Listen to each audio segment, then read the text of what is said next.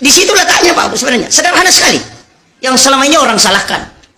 Saya itu Pak, setiap ke Makassar dari Sidrap, pasti saya singgah di makamnya Guru Kiai Haji Abdurrahman Ambo Dalle.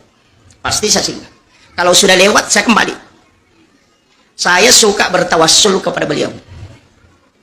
Sehingga kirimkan Fatihah, surah Al-Ikhlas, kemudian saya berdoa. Ibu, talingak barakah. Talitui barakah anak-anak dan keturunanku. Pada barakah angkai talingi atau pandrita. Itu namanya tawassul. Iya mina salah ko makadaki. O penganu pasalama ka. Itu tawassul namanya. Itu yang musyrik. Bedakan ya. Makanya pengantin baru itu disuruh secara makam. Sebelum dia berhubungan dengan istrinya, datang ke kuburan, minta kepada Allah supaya berkah yang diberikan kepada wali itu diberikan juga kepada kita. Kelak ketika anak kita lahir.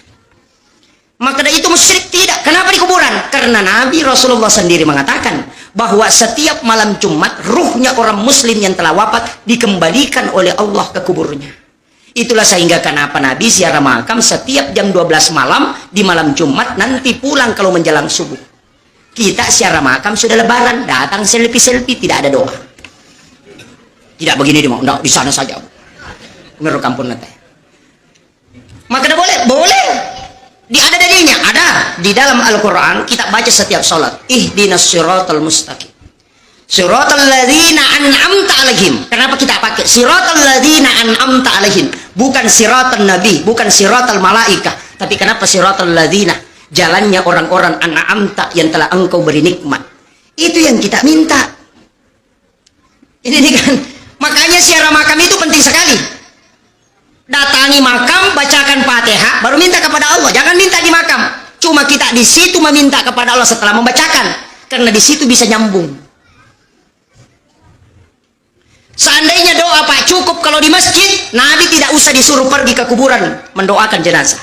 Seandainya kurang apa doanya Nabi kalau di masjid, kurang apa doanya Nabi di rumah. Tapi kenapa dia diminta mendatangi kuburan di malam hari? Karena ada di situ doa yang bisa mustajabah. Cuma orang tidak tahu, karena itu dia tidak melihat dalil ke situ. Dia hanya melihat orang yang berdoa. Apa bedanya? Aga si salana nareko angkat atau letek bola baru. Nama kanja lada bola na tita. Menreki okoro bola na langsung makada buang tali toka kasih bola matu mako kanjana. Sama. Kenapa ke rumahnya orang berdoa? Kenapa tidak di rumah saja? Itu sama tadi.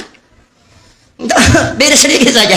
Ini yang kadang disalahkan orang-orang yang tidak paham dengan amalia ahlus sunnah wal jamaah. Ini sudah berapa? Tinggal 10 menit 1 jam ya. Belum ya? Kemudian ini penting juga. Imam, ini saya dapat dari Guru Tak. Imam itu jangan pernah bicara di tempatnya menjadi imam. Aja lalu gaga ada lino na lapaka lila kun rona mancajima. Ya kau angkat atau mewai ada, bergeser dari mihrabmu kemudian kau bicara. Magai supaya mihrabmu itu sakral dan dia bisa tembus ketika engkau bermunajat.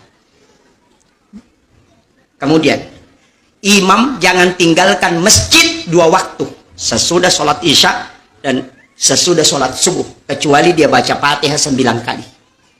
Ini yang susah. Ini tidak ada dalam kitab fikih, hanya diajarkan dalam tasawuf. Fatihah pertama kepada Nabi, Fatihah kedua kepada seluruh Nabi dan Rasul. La jami'il anbiya'i wal mursalin wasyuhada'i wassolihin wal malaikatil muqarrabin al-Fatihah. Kemudian yang ketiga, yang penting, 4 ulama wali kutub. Syekh Abdul Qadir Jilani, Syekh Ahmad Ar-Rifai, Syekh Ibrahim Adasuki, Syekh Ahmad Al-Badawi. Kalau ada perempuan hamil, ya kong kamakun remat tampu. Sebelum tidur ajeneki. Setelah berwudu, bacakan Fatihah kepada 5 orang ini. Yang pertama Nabi Tak, yang kedua Syekh Abdul Qadir Al-Jilani, baru Syekh Ahmad Ar-Rifai, baru Syekh Ibrahim Adasuki, baru Syekh Ahmad Al-Badawi. Napata karawat tampu tak. Pegang anak kita itu di bagian luar. Usap, baru berdoa. Ipong, talingi barakka iya nana angkai utampu. Pada barakka angkai talingi atau pandrita apa. Kemudian tidur. Maka dia Guru Tak. Ya kumulip pananungan ngigang kajaji bijam. Mancaji tau pandrita mati itu kajaji. Itulah yang dilakukan ulama kita dulu. Tapi ini sebenarnya ilmu rahasia. Tidak apa-apa saya buka. Dulu orang pawa kain putih baru bisa terima. Tidak apa-apa.